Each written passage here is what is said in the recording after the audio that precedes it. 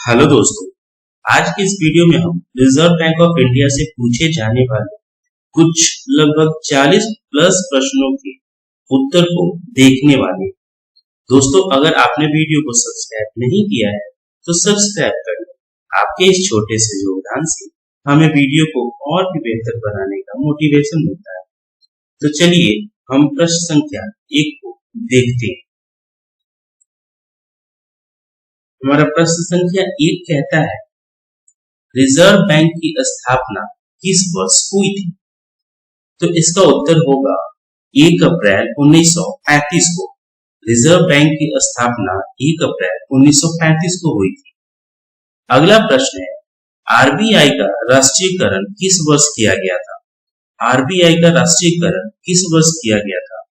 तो दोस्तों, आरबीआई का राष्ट्रीयकरण 1 जनवरी 1949 को किया गया था। इसका उत्तर होगा 1 जनवरी 1949। हमारा अगला प्रश्न है, आरबीआई के राष्ट्रीयकरण के समय आरबीआई के गवर्नर कौन थे? आरबीआई के राष्ट्रीयकरण के समय में आरबीआई के गवर्नर कौन थे? तो इसका उत्तर होगा सीडी देशमुख जी। सीडी देशमुख जी। हमारा चौथा प्रश्न है, भारतीय रिजर्व बैंक के गवर्नर का कार्यकाल कितने वर्षों का होता है? भारतीय रिजर्व बैंक के गवर्नर का कार्यकाल कितने वर्षों का होता है? तो इसका उत्तर होगा 5 वर्ष का। 5 वर्ष। हमारा अगला प्रश्न है, 1 रुपए के नोट पर किसके हस्ताक्षर होते हैं? 1 रुपए के नोट पर किसके हस्ताक्षर होते हैं? इसका उत्तर होगा भारत के वित्त सचिव। भारत के वित्त सचिव। वित्त सचिव। हमारा अगला प्रश्न है, प्रश्न संख्या 6, आरबीआई के केंद्रीय कार्यालय में कौन बैठता है? आरबीआई के केंद्रीय कार्यालय में कौन बैठता है? इसका उत्तर होगा आरबीआई के गवर्नर। आरबीआई के गवर्नर। हमारा अगला प्रश्न है, बैंकिंग लोकपाल योजना की शुरुआत किसने की? बैंकिंग लोकपाल योजना की शुरुआत किसने की सर्वप्रथम?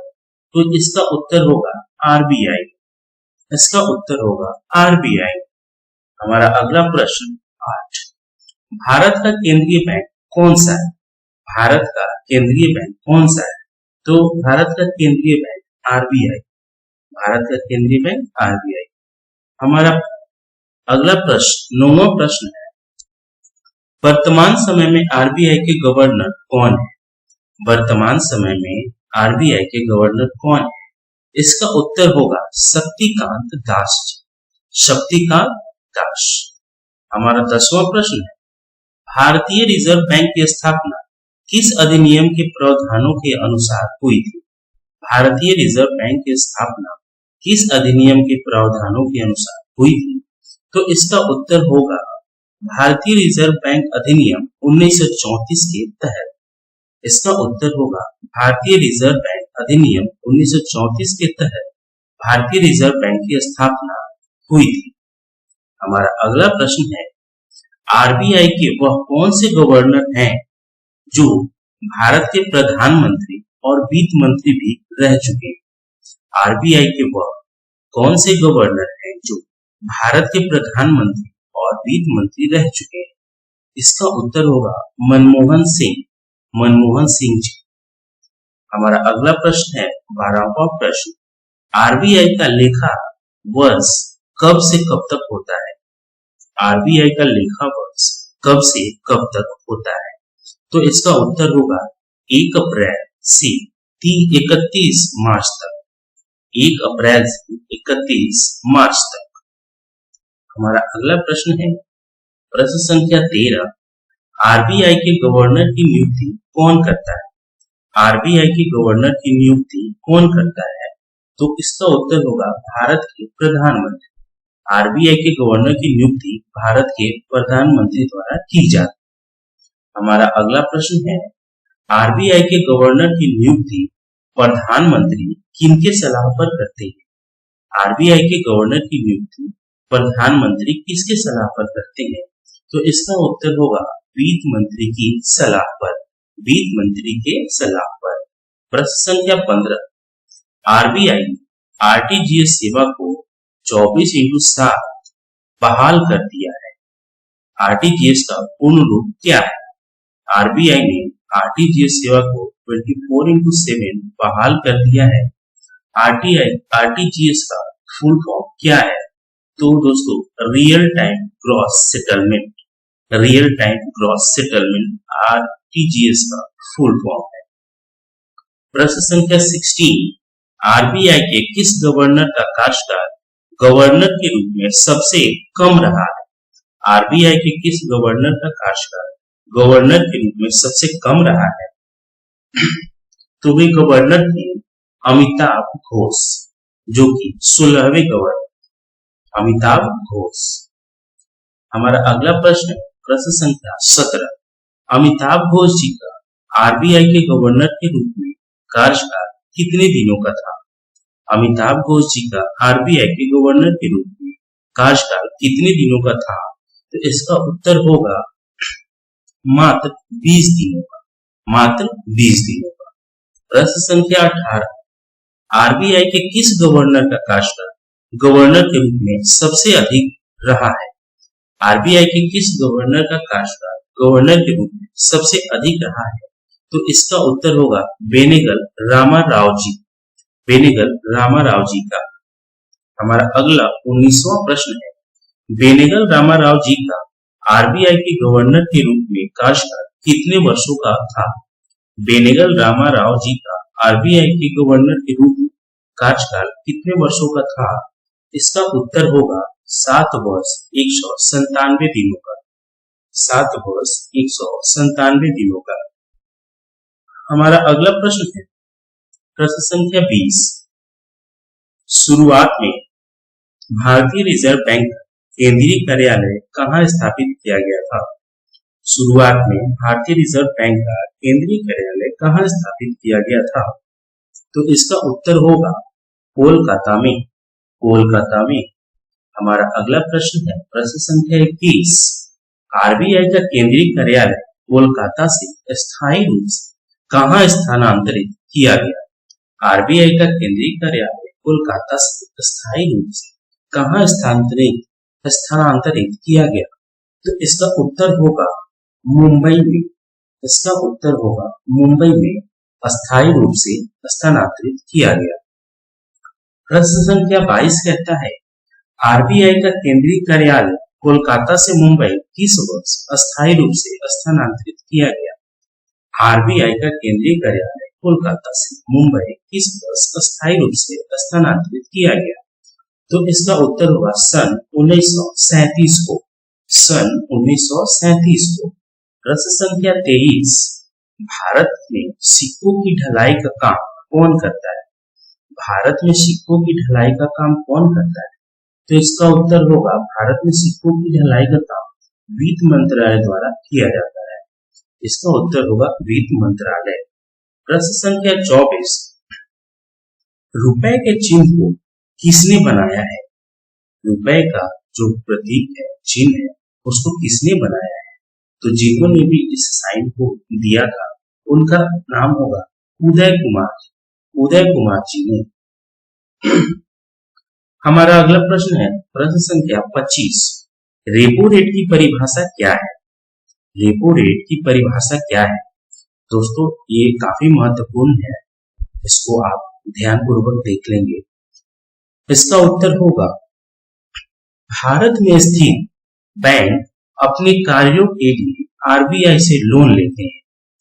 बैंक इस लोन पर आरबीआई को जिस ब्याज दर पर कर्ज चुकाते हैं, रेपो रेट कहलाता है। एक बार मैं और रिपीट कर देता हूँ, भारत में स्थित बैंक अपने कार्यों के लिए आरबीआई से लोन लेते हैं। बैंक इस लोन पर आरबीआई को जिस ब्याज दर पर कर्ज चुकाते हैं, रेपो रेट कहलाता है। हमारा अगला प्रश्न है 26वां प्रश्न, रिवर्स रेपो रेट की परिभाषा क्या है? रिवर्स रेपो रेट की परिभाषा क्या है? इसका उत्तर होगा यह वह दर होती है जिस पर बैंकों को उनकी ओर से आरबीआई में जमा धन पर ब्याज मिलता है। रिवर्स रेपो रेट बाजारों में नकदी की तरलता को नियंत्रित करने में काम आती है।